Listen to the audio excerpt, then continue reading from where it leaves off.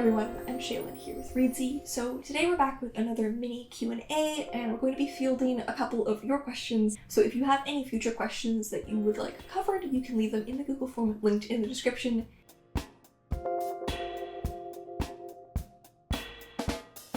So the first question that I have here is one on dialogue formatting. It's, can you ever have different characters take action in the same paragraph? Or should you always separate different character actions into different paragraphs?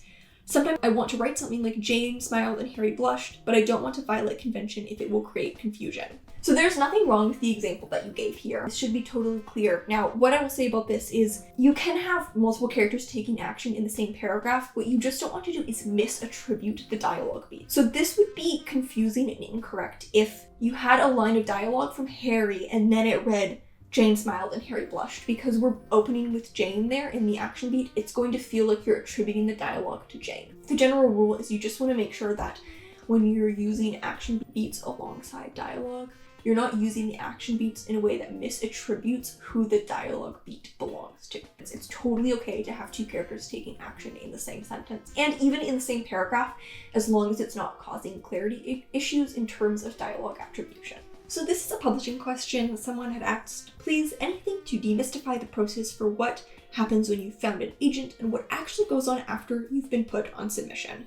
So this is going to depend basically on the state of your book. And when you get to this point where you're having the call with an agent, you and your agent will discuss the next steps. In most cases, you and your agent will begin by doing a round of revision. Your agent, in most cases, not all agents are editorial, but the majority are, will send you any edits and you guys will work on the book together in order to get it ready to go on submission. Once you both agree that the book is ready to go on submission, then your agent will create a pitch package and make a submission strategy, and then you'll go out on submission. And that's what your agent will handle that, right? They'll pitch the book to editors and send the book out to editors. So you can kind of, at that point, take a back seat, and it's kind of up to you and your agent how involved you want to be in the process in terms of how often you'll be updated, whether or not your agent will send you the editor's feedback. That's something that you and your agent can talk about. Some writers may not want to read the rejections, whereas some writers may want to see the rejections because they want to hear the feedback. It's going to always be a little bit different, but that's the general process, and that's kind of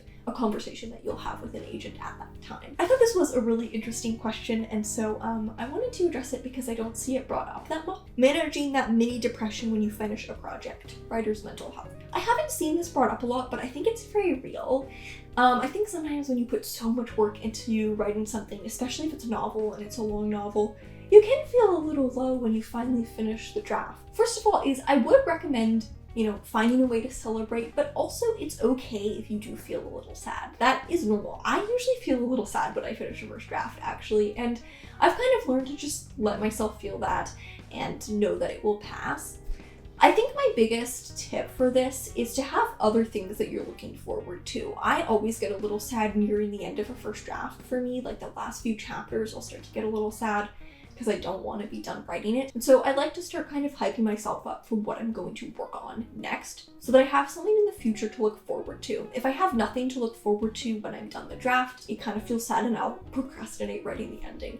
But if I know that when I'm done this book, I have other things that I can work on that I'm excited about, that I find really helps manage that end of book sadness. That is actually quite a real phenomenon, I think. Here's another question that is also about dialogue. I'm curious about what general writing rules are applicable/non-applicable to dialogue. For example, should dialogue also avoid the passive tense? Should it avoid adverbs?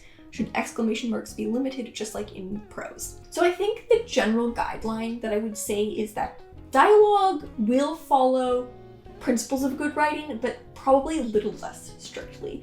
You're more likely to have fragments or incorrect grammar, or a bit messier writing in dialogue, but you should still line edit dialogue the way you would line edit prose, in the sense that you want it to be as effective and punchy as possible. So it's not to say that some rules are completely dropped for dialogue, whereas others are applicable. It's more that you still want to be writing dialogue with the same level of care that you would write prose. Sometimes that care might mean breaking the rules a little more in order to maybe create distinct voices for different characters, or just emulate natural organic speech a little more. So I would say put the exact same amount of care into your dialogue as you would into your prose. You still want to line edit it to be as succinct as possible. and as punchy and effective as possible. But sometimes that care means carefully and with intention, maybe, adding more adverbs than you would in your prose, because based on your intention of how you want this character to be speaking, that's what feels natural. So there isn't really any general guidelines on which prose rules apply and don't apply. You want to line edit all of your work, narrative and dialogue, with just as much care.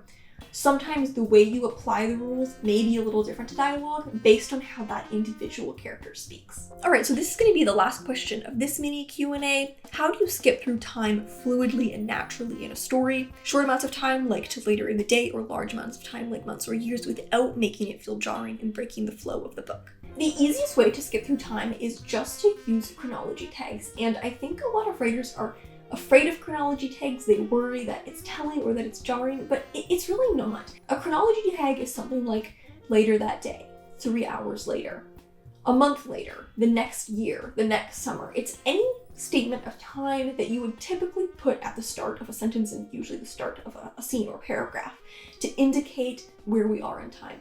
And you can use a chronology tag to skip quite a lot of time. You could skip infinite amount of time, right?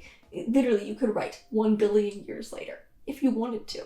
There's nothing inherently jarring about using a chronology tag. They're actually very grounding for the reader because they root us in time and they clarify where we are on the timeline. So they're not something to be afraid of.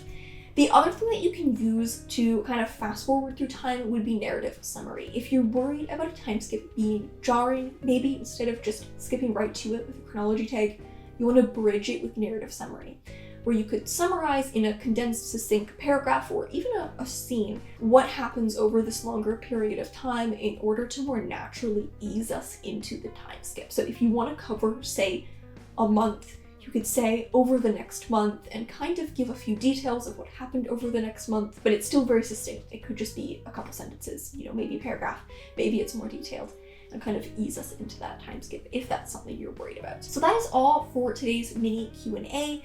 As always, if you have more questions, you can leave them in the Google form linked in the description. Thank you so much for watching. Remember to subscribe and turn on notifications so you don't miss any new videos from us. We've got new writing, editing, and publishing tips every Friday on this channel. Until next time, bye!